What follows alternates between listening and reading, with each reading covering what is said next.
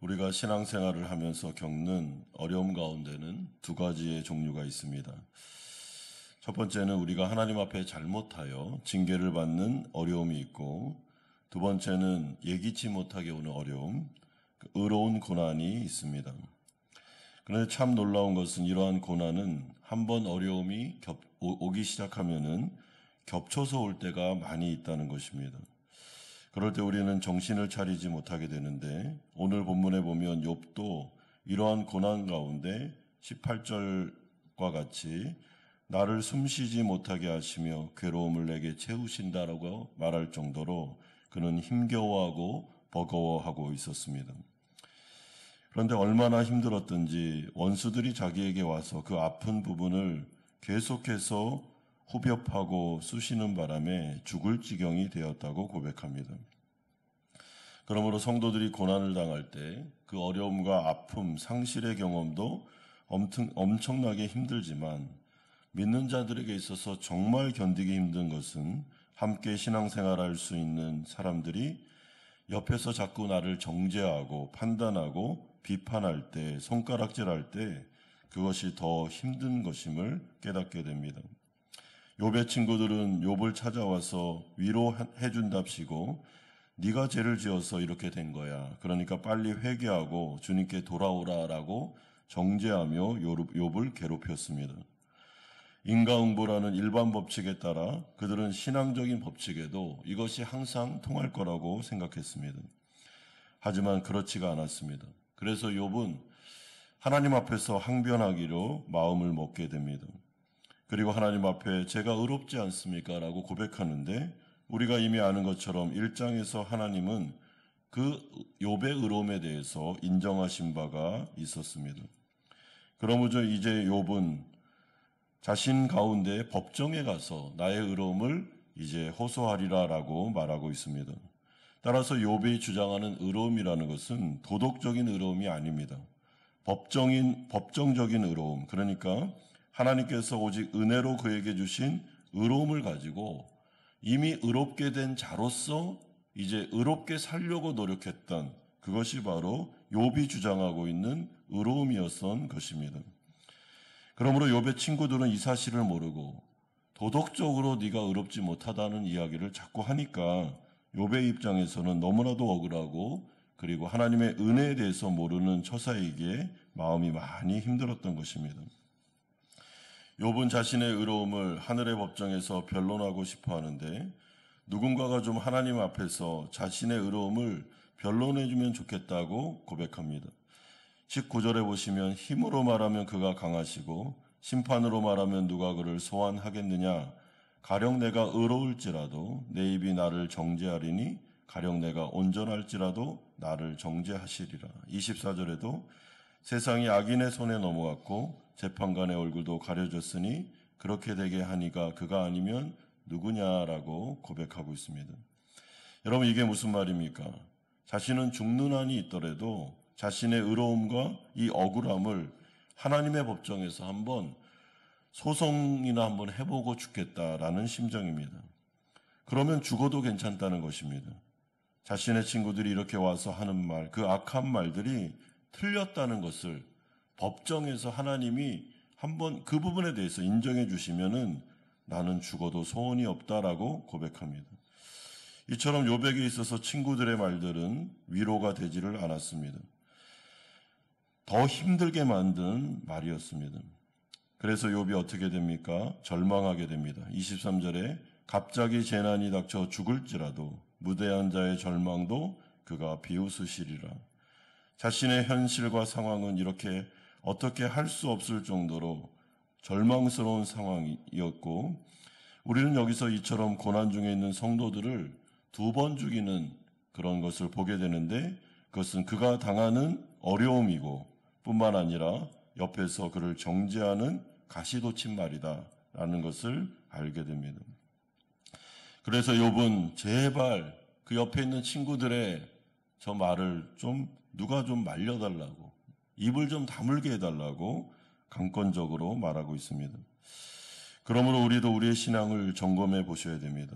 교회 안에서 바른 신앙이 아니라 인과응보의 일반 규범을 가지고 계속해서 사람들에게 그들의 고난과 아픔을 더 어렵게 만드는 자가 아닌지, 가만히 있으면 되는데 교만하기 때문에 다른 사람의 고난을 쉽게 이야기하고 정죄하게 만들어서 그들을 두 번 죽이는 그런 사람은 아닌지를 여러분 돌아보셔야 됩니다.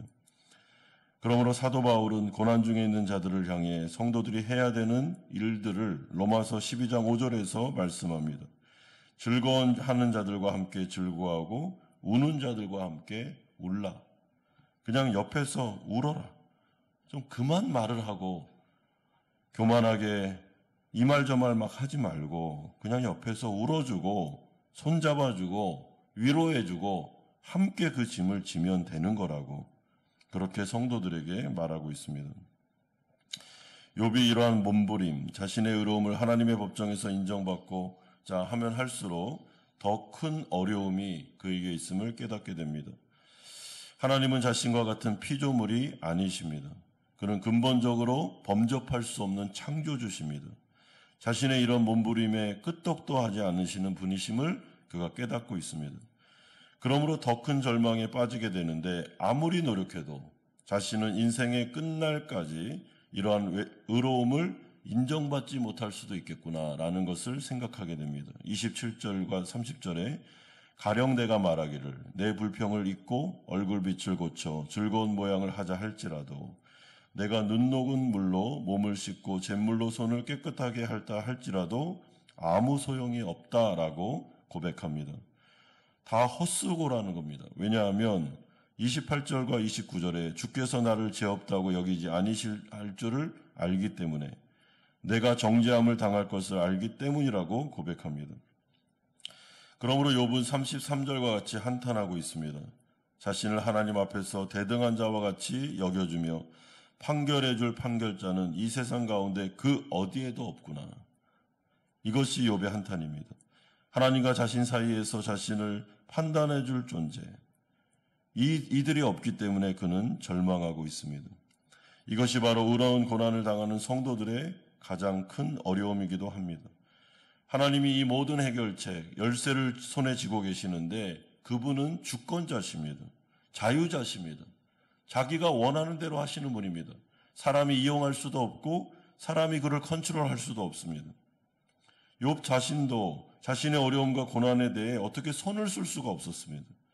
고난의 시작과 끝이 온전히 하나님의 손에 달려 있었습니다. 이 문제에 대해서 자신은 아무것도 할 수 없구나라는 것을 알고 절망하게 됩니다. 이것이 바로 하나님의 주권을 전적으로 인정하는 성도가 마땅히 고백하는 현실입니다. 자신의 힘으로는 컨트롤할 수 있는 것이 아무것도 없기에 성도들은 어려움이 오면 어려움을 당하고 고난이 닥쳐오면 고난을 당하고 그 고난이 언제 끝날지도 모르지만 그 고난을 끝낼 수도 없고 끝내는 것도 하나님의 주권에 있고 시작하는 것도 하나님의 주권에 있으며 이거를 해결해 줄 거냐 해결해 주지 않을 거냐도 하나님의 주권에 있으니 도대체 욥은 어떻게 하면 좋겠느냐라고 하면서 절망스러운 말을 하고 있는 것입니다. 우리는 결코 창조주도 아니요 절대 주권자도 아니다. 이것이 바로 욥의 최종적인 선언입니다. 그러므로 32절에 하나님은 나처럼 사람이 아니신즉 내가 그에게 대답할 수 없으며 함께 들어가 재판할 수도 없도다. 그러면 이와 같은 현실 앞에서 성도들은 고난 중에 어떻게 해야 되겠습니까? 그냥 계속 낙담하며 절망하며 죽을 날만 바라보면서 나는 아무것도 할 수 없구나라고 한탄만 하면 되겠습니까? 그렇지 않습니다. 야고보서도는 그러므로 야고보서 5장 13절에서 이렇게 말씀합니다. 너희 중에 고난당하는 자가 있느냐? 그는 기도할 것이요. 여러분 다른 길은 없습니다. 지금 욥이 계속해서 말하는 것은 그가 고난 중에 깨닫는 것은 나는 주권자가 아니라는 것입니다. 하나님이 주권자입니다. 하나님이 모든 것을 주관하고 있습니다. 이것은 아주 중요한 기독교의 신앙이죠. 기독교 신학입니다. 하나님 앞에 모든 주권을 돌려드리는 것. 그래서 기쁜 일이든 슬픈 일이든 이 세상을 살아가며 어떤 일을 당하든지 하나님의 주권을 인정하고 그것에 순종하는 것입니다. 그런데 그렇다고 하더라도 고난 중에 그냥 넋놓고 하나님이 모든 것을 알아서 하시니까 나는 그냥 그 부분에 대해서 순복할 수밖에 없다라는 것이 기독교 신앙의 전부는 아니라는 것입니다. 그 가운데 성도가 할 수 있는 유일한 일이라면 하나님의 주권을 빼앗아 올 수는 없습니다. 그러나 하나님 앞에서 약속을 믿고 기도할 수는 있다는 거죠. 하나님 앞에 호소할 수는 있다는 것입니다. 욥과 같이 하나님의 은혜와 자비와 긍휼, 헤세드의 인애를 생각하면서 하나님 앞에 부르짖을 수는 있다. 하나님께서는 또한 그것을 원하고 계신다고 말씀합니다. 자, 그렇다면 하나님은 주권자 되시고 고난의 시작과 끝을 주관하시고 그 문제를 해결해 주거나 해결하지 않는 것도 하나님의 자유입니다. 그렇다면 하나님은 왜 성도에게 기도하라고 하실까요? 아니, 본인이 다 알아서 할 건데 못하러 기도합니까? 여러분, 성경에서 말하는 기도하라라는 하나님의 그 뉘앙스, 하나님의 그 마음은 기도하면 어떻게 해요? 들으시겠다는 것입니다. 내가 듣겠다. 고난 중에 기도하는 걸 원하고 있다. 성도들이 불평하거나 그 고난 중에 하나님의 주권을 인정하지 않으면서 자포자기하는 게 아니라 고난 중에 기도하는 것을 내가 원한다. 그리고 그 기도는 내가 반드시 듣겠다. 이것이 바로 하나님의 약속입니다. 그러므로 하나님을 믿는 성도들에게 있어서 고난은 결코 좋은 것은 아닙니다. 굉장히 어려운 문제입니다.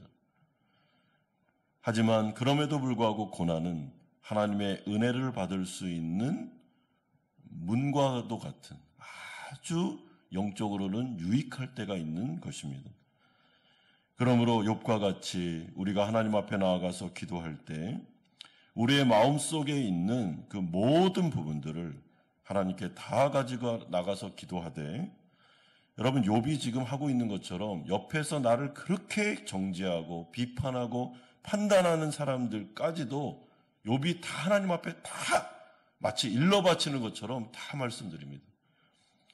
그래야 살 수 있기 때문에 그런 것입니다. 사랑하는 성도 여러분, 우리가 사람에게 보복하고 사람에게 자꾸만 이 원수 갚듯이 하면 문제가 해결되지 않습니다. 억울한 일이 당하고 어려움이 있다 할지라도 사람과의 관계성의 문제는 정직하게 내가 그 말을 해줄 수는 있지만은 그 부분에 대해서 쓴뿌리를 가지고 하면 서로가 상처받습니다. 그래서 이런 경우에는 하나님께 나아가서 좀 이렇게 말하면 좀 어쩔지 모르겠지만 다 일러 바치십시오. 하나님 앞에. 말도 되지도 않는 억울한 일을 계속해서 나에게 합니다. 비판하고 정죄하고 그 일반적인 인과응복의 그 원리를 가지고 내 친구들이 나를 너무나도 힘들게 합니다. 하나님, 어떻게 하면 좋겠습니까? 라고 일러 바치십시오.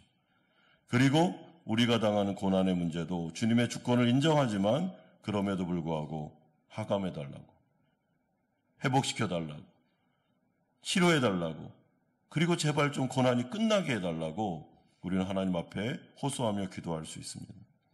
오늘 이 새벽에 하나님 앞에서 나아가서 기도할 때 특별히 인생을 살아가며 억울한 일을 많이 당하고 그런 가시돋친 말을 너무나도 많이 들어 마음이 아픈 분들이 계시면 하나님 앞에 다 말씀드리십시오. 그리고 하나님 앞에서 의롭다라는 인정을 받고 하나님 앞에서 치료되기를 바라고 우리의 마음속에 있는 고난의 문제들 다 하나님께 손에 맡겨드리고 의롭고 헤세드의 인애가 충만하신 하나님께서 그 문제 가운데 개입하셔서 이 일을 통해서 영적으로도 회복시키실 뿐만 아니라 우리 가운데 그 문제를 해결해 주실 것을 믿고 기도함으로 하나님께 나아가 모든 것을 토로하시는 성도님들 되시기를 주님의 이름으로 축원드립니다.